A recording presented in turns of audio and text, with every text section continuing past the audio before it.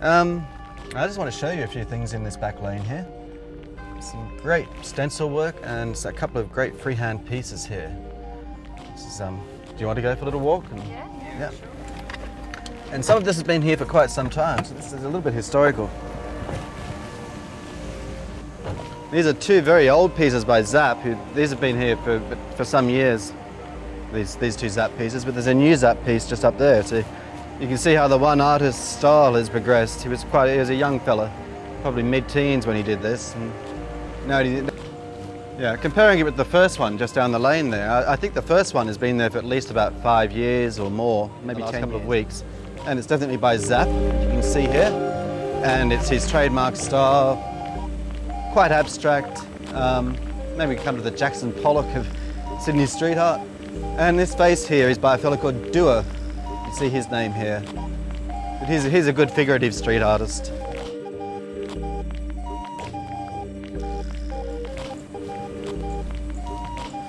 A few nice things to note. There's a freehand drawn snail and some stenciled mice interacting at the end of the garden.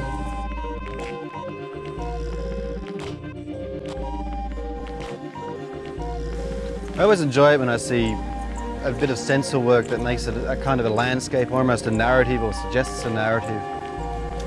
Another one of my favourite things is what I call dragmas. Now, dragmas is a broad term and it's all my own, and it stands for demons, robots, aliens, ghosts, monsters and angels. That's all the gothic fun to be had with the human form. Little narrative parts themselves. It's this one with the gun and the whole crowd of people responding to the gun. Got the cat apparently playing with the helicopters up here.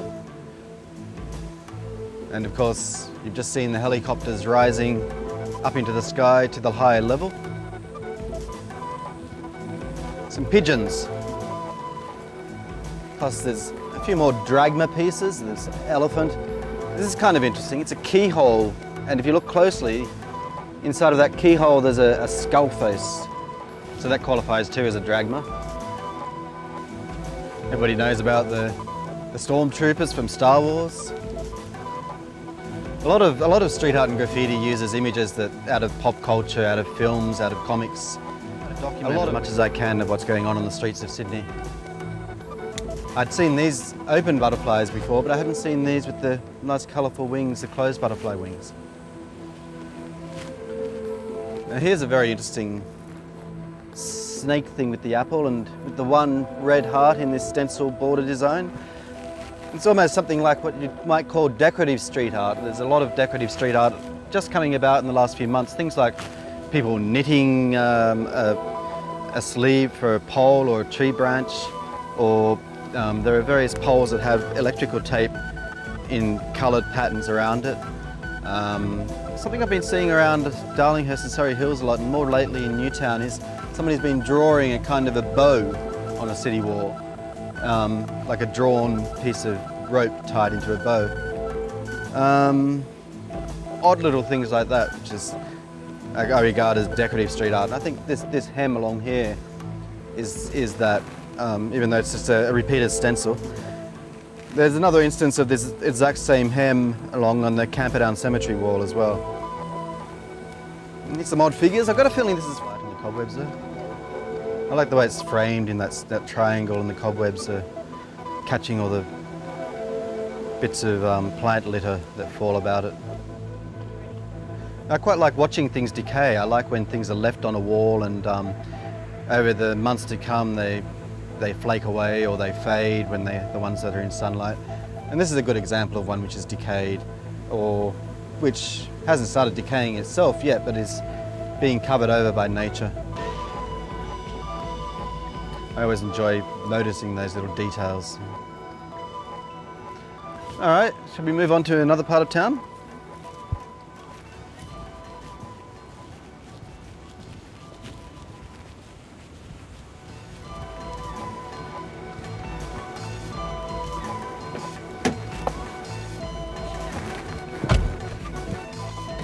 One thing I like about nighttime and the scenes, the views around the city, is that at nighttime you have such a variety of light sources, so you have shadows going in various directions.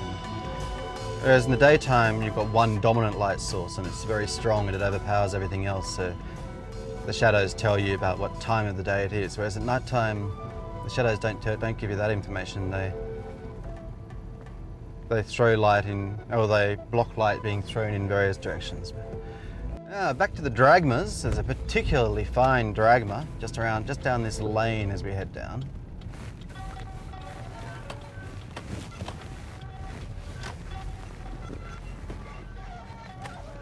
It's a Cthulhu figure. Can you see? Can you get that in shot? I've got the high beam on it. Yeah. I like how it says shutter not to exceed this level above it. I like observe little interactions between signage and graffiti.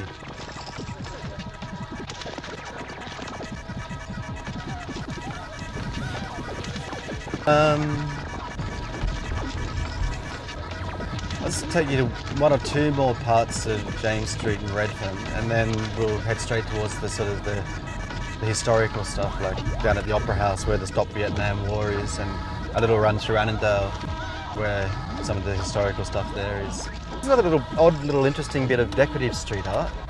You see this wall, you see these little gratings in the side of the wall, and somebody's painted like as though there's a green slime dripping out of it.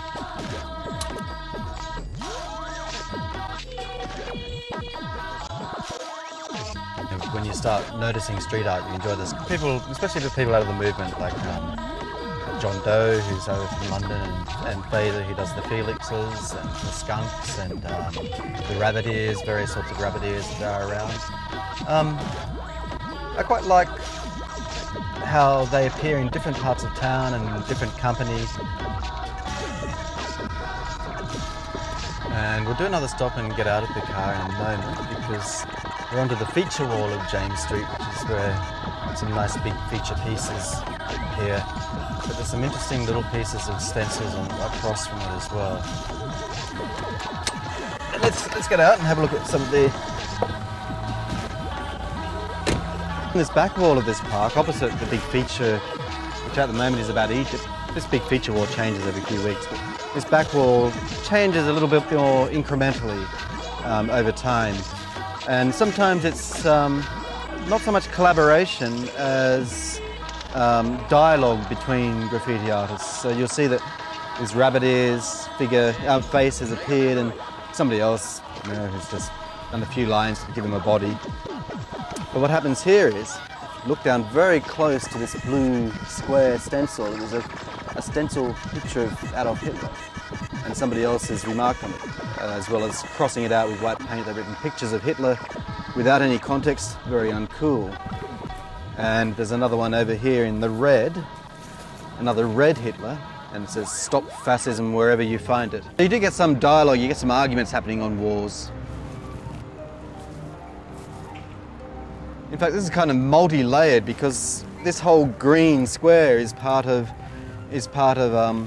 somebody else's name, which they've put over a whole busy scenario on that wall. I try to live up to the boast that I get a photo of everything that appears on Sydney apart from tags. I know that's not possible, but it's fun trying. Some of the pieces that appear here are much more elaborate landscapes in the background.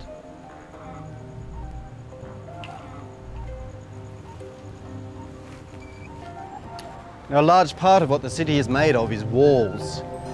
And most walls are built to say, keep out and you can't see through me. I like it when walls are made to say other things, and that's part of what I like about graffiti and street art. Graffiti does look better at night. I don't think I had that before, and as I say, I try to get everything.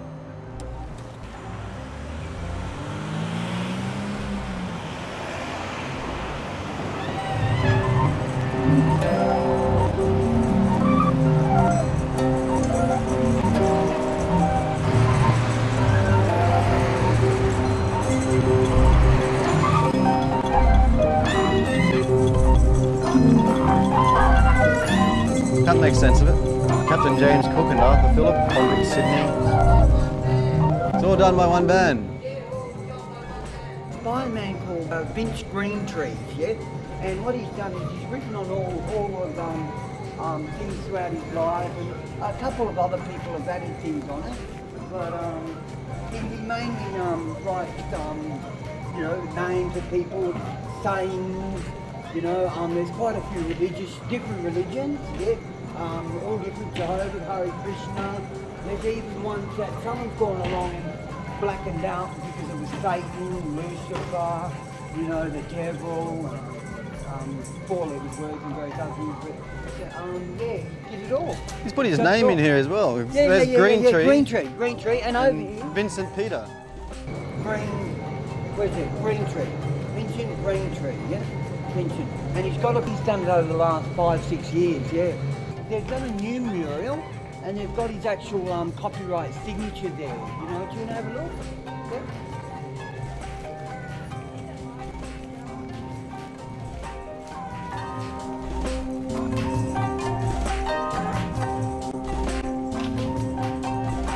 Now this is his latest work, right? It was a mural created by of people that live here, that work here. That was done by one of the workers, Jamie. That's mine. It's the icon, the word icon.